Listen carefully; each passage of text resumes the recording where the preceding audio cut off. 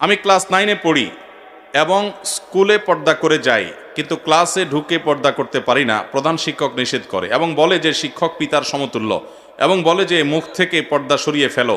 এ ব্যাপারে সঠিক সমাধান জানালে উপকৃত হব। ছাত্রী নামও লিখছে, আমি আর না বললাম নাম। কোন বোন বোধহয় প্রশ্নটা পাঠিয়েছেন। যাই হোক, আমাদের দেশে কিছু এরকম মুখরোচক কথা আছে, যেমন ভাবি মায়ের মতন, শুনছেন নি? শিক্ষক বাবার মতন, এগুলো শুনতে খুব সুন্দর শোনা যায় কিন্তু, তাই না? শিক্ষক বাবার মতন, বাহ কি সুন্দর কথা। পত্রিকার পাতা খুললে আমরা দেখি কি দেখি না? পরিমল, অমুক তমুক শিক্ষক, কিন্তু এরা সব এই শিক্ষক নামের কলঙ্কদের নানান কুকীর্তি পত্রিকা খুললে দেখা যায় কি যায় না? অতি ভালো ভালো না ভাই।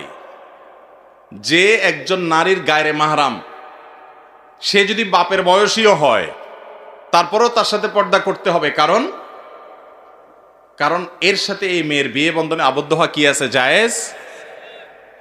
যারা বলে ভাবি মায়ের মতন, তাদেরকে বলবেন যে আমার ভাইটা যদি মারা যায় বা এই মহিলার তালাক দিয়ে দেয়, আমি বিয়ে করতে পারবো কি পারবো না? যারে আমি বিয়ে করতে পারবো সে আবার মায়ের মতন কেমনে হইল?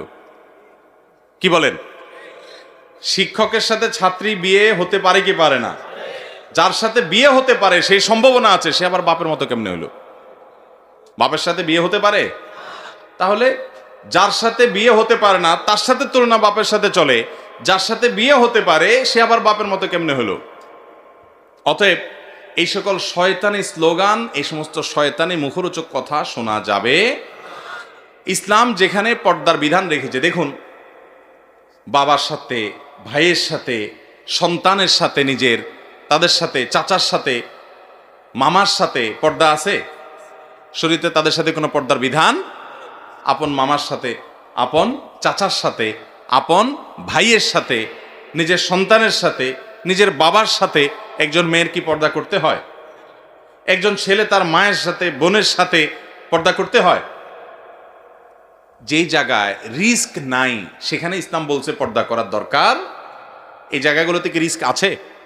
নাই। এগুলোতে দুর্ঘটনা আলহামদুলিল্লাহ সচরাচর ঘটনার কথা কল্পনাও করা যায় না। কিন্তু ইসলাম যে জায়গাতে পর্দা করতে বলেছে, যেমন কথার কথা চাচাতো ভাইয়ের সাথে, খালাতো ভাইয়ের সাথে, মামাতো ভাইয়ের সাথে পর্দা করতে বলছে কি বলে না? এই জায়গাগুলোতে রিস্ক আছে না নাই? অঘটন ঘটে কি ঘটে না? ভাবির সাথে পর্দা করতে বলেছে দেবরকে, এখানে অঘটন ঘটে